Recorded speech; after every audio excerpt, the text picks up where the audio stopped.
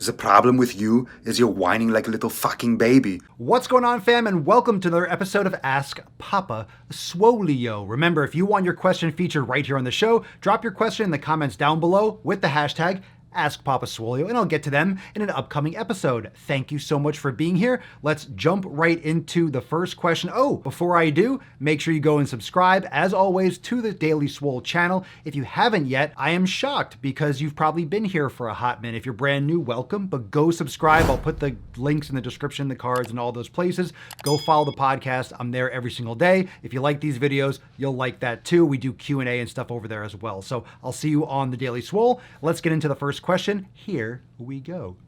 First question is from Wes. Papa Swolio, do you think that a YouTube disabled fitness channel would take off? Well, that's a great question, and I think if you want to put some content out there, you have every right to do so. I mean, I say outlandish stuff, I make a lot of different types of content, I experiment a lot, but I found my voice and I found exactly different methodologies of how to relay my message. Now, I think if you are disabled and you have a valuable, unique story, and I think you need to share that with a lot of people because you can provide a lot of inspiration to those people that I could not provide because you have firsthand experience. So if you have something to share, then absolutely share it. Next question from Chef Freddy. Papa Swolio, I lost a lot of weight. In January of this year, I was 120 kilograms, and in June, I hit my goal weight of 70 kilograms. Now I'm always hungry, and I have no idea why. I can't describe exactly why because I don't know exactly what you're eating and all those little nuances of your lifestyle and your training habits. But my recommendation would be, if you haven't done it yet, do an elimination diet. I have many episodes on it. I have content on my website also about the elimination diet. But if you have not done an elimination, it could be something that you are missing fundamental in your diet.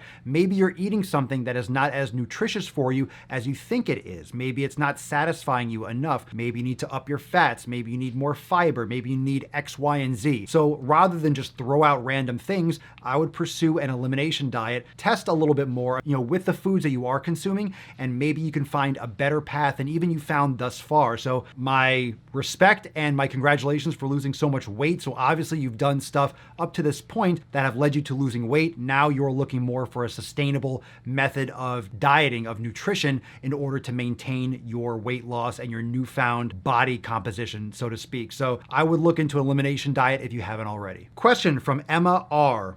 Papa Swolio, do you have to be a certain age before you start lifting? Love your videos. Well, thanks, Emma. The youth lifting thing kind of got blown out of proportion with, okay, it's going to stunt your growth. If you lift too young, you're going to not grow. And that is possible if you damage the growth plates in the body when you're very young. But that's really under a ton of stress, like a lot of weight or a lot of repetition, a lot of volume, and a lot of real physiological stress could lead to that. Now, I'm not an expert on what level will actually do that, but if you have a child, you can definitely have them do yoga or lift light weights or do pull-ups and body weight stuff. You want your kids to be active. You don't need them to be power lifters. You don't need them to be setting world records or getting on a bodybuilding stage or to have 1 million followers on an Instagram account just because they're more ripped than the next 5-year-old. You want your child to learn healthy habits. So I would allow them to do yoga with you. I would encourage them to do maybe lighter weights and mimic mommy or daddy. I don't know if you have kids or what context you're asking, but just conceptually, get kids involved. Let them know that fitness is great. It's a great way to take care of your body and to respect your body, teach them proper nutrition, and guide them. Don't just dictate what they should do, and don't let them jump into the pit of just training too freaking hard just because they see, other people on Instagram as teenagers lifting. Like, there's always time to get into heavier lifting, but to lift more of like a bodybuilding style, I would wait until the late teens, honestly. That's what I did, and I would recommend that for most people. Question from Hopeful Princess 159. Papa Swolio, how did you and Mama Swolio meet? Well, I've mentioned this before, but maybe a lot of you don't know this, but we met on Tinder. Papa Swolio swiped right, and I super liked her. And this is before I don't know how Tinder is now. I haven't used it since I met her a few years ago, but I actually hit the super like button, and then I didn't realize you could only use that once in a 24-hour period. I think you had to pay like a monthly fee if you wanted to super like more than one person. But I saw her profile, I'm like, ooh, she's attractive and she's freaking smart and intelligent, and I liked it. So I wanted her to notice me. So I'm like, if I just swipe right, she might not notice me. So I super liked her, and she did notice me. And then it took a couple weeks for us to actually have our first date because I was making so much content. I was doing the podcast and I was all wrapped up. I didn't have time to leave and break away because I was too focused, but eventually I did. And I'm very glad that it's gone the way that it has, and she's amazing. Tinder, it works, it works, it works. Question from Philip L. Papa Swolio, why does YouTube demonetize videos for unknown reasons, but push ads that are scams like V-Shred and the Ab Shocker? I couldn't guess why YouTube does some of the things that it does, but if people are running ads for certain products, they're paying Google, right? You're paying Google to run those ads.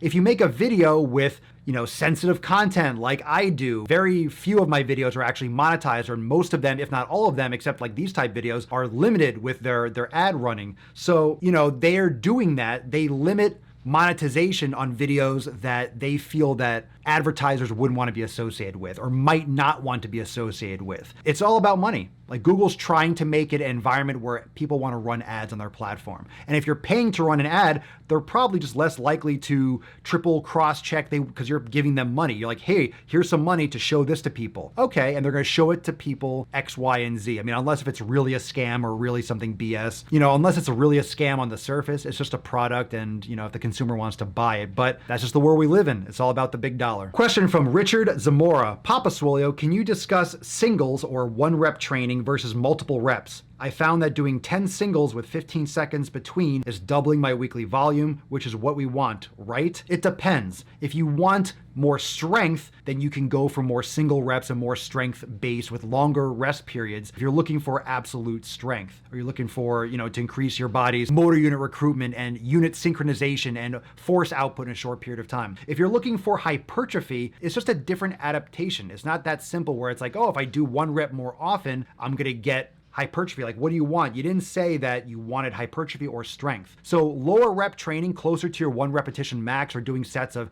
2 reps, 3 reps, 4 reps, 5 reps with longer rest periods, 3, 4, 5, 6 minutes plus. Those are more for strength adaptations and not quite as much for muscle building. Can you build muscle with heavier weight and less reps? Of course, you can get some hypertrophy benefits from doing strength training. But if you want mostly and primarily hypertrophy and muscle cross-sectional diameter, cross-sectional area, and just muscle size, you want volume and you want lower to moderate intensity in terms of, I shouldn't say lower, you want more moderate intensity. You're not going for a weight that you can only lift 1 time, and you're not going for a weight that you can lift 60 times. So you can do higher reps and build muscle, but you want that volume and you want that per set number to generally be around 6 to 15 repetitions. And it's a very sensitive subject because you can build muscle by lifting super heavy, and you can build muscle by doing really high reps. The principle is mostly about progressive overload. Are you increasing that volume over the course of months and years?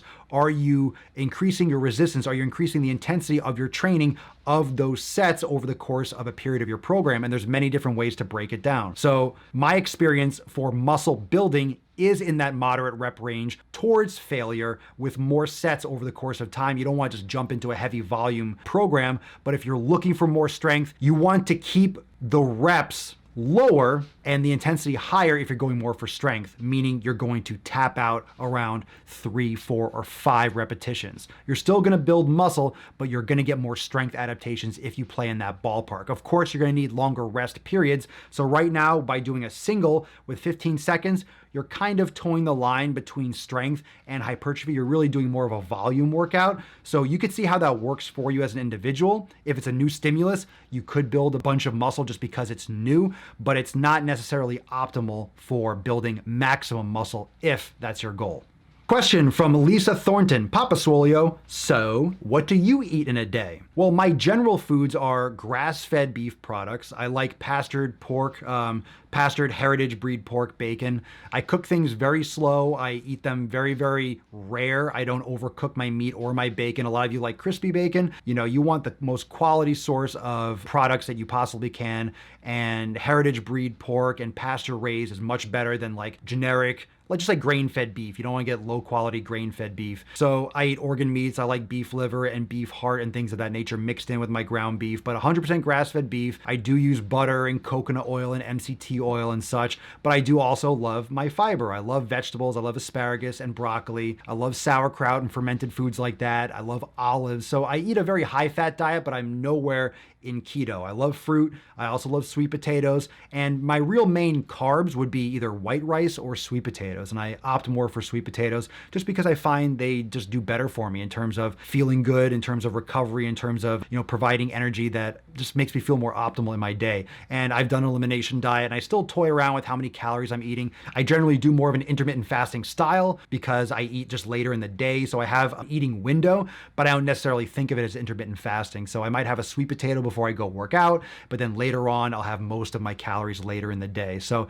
that's just what I eat. That's not everything that I eat. That's just an example. I mean, I love avocado. I'm just thinking of things. I do like apples. I have some almond butter now and again, but really it's more saturated fats rather than unsaturated fats. That's just what's working for me now. And it's a big turn from what I used to eat. It really is, from what I used to eat when I was bulking and just eating whatever. I made a lot of choices that I would never make today. So that's why I create a lot of the content that I do. I'm trying to guide a lot of people away from the pitfalls that I look back on and be like, wow, I made those mistakes. I wouldn't do that now. So I'm certainly not going to recommend other people do that. So I hope that provides a little bit more insight. And again, it's not a complete list, but that's just a little bit off the top of my head. Question from Eternal Fire 13, Papa Swolio, any tips to consistently work out with chronic pain/headaches? Well, this is beyond my scope of practice because I don't know what you mean by chronic pain. And chronic pain/headaches, completely different things. Why are you getting headaches?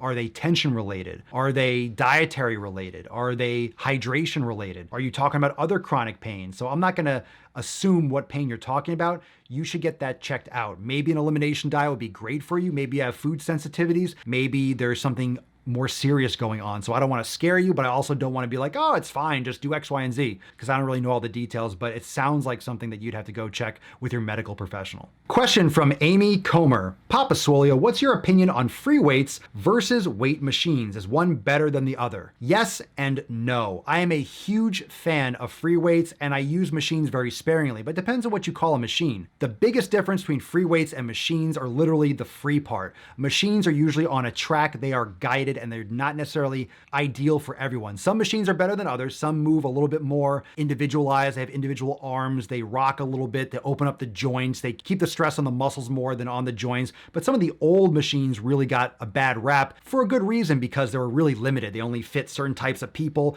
and they were really rigid. But as technology has gotten better, machines have gotten better. And a lot of machines now are rigid, are stable, but then they have cables. Like you're doing a chest press, it's not just bars, you have cable handles. So you can customize and rotate your elbows a little more and get in a more comfortable position. So there are all those little hybrid machines as well as rigid machines and free weights. For someone that's beginner, I would recommend against machines. A lot of people just try to go to machines. Oh, I'm beginner, I'm new, that's where I'm comfortable. I think you should be learning how to ride the bike. I think you should get guidance, follow a program, get a trainer, get someone in person that can help you learn how to lift properly and have body control. That's why I promote yoga so much for someone who's new. It teaches you a lot of body control and it strengthens a lot of those stabilizer muscles in the joints that are missed by a lot of free weights and including machines. So machines have their place. It's a tool in your toolbox, but the majority, in my experience, in my opinion, the majority of your lifting should always be coming from free weights. So if you can't do free weights, if you have real limitations for specific medical reasons,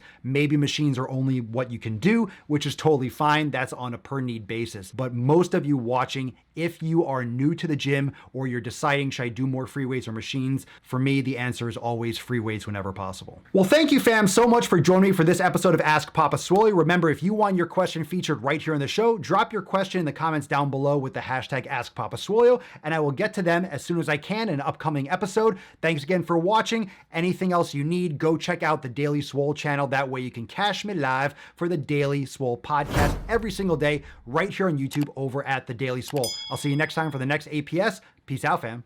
Click the link, motherfucker! Click the link! Click the link! Watch another video, like and subscribe. I know you want to. You know you want to. Come on, everyone knows you want to. You love Papa Swolio. You love the man bun. You love the sick bugging gains. You love it. Oh, oh, oh. You love it. Oh, oh, oh, oh, oh, oh.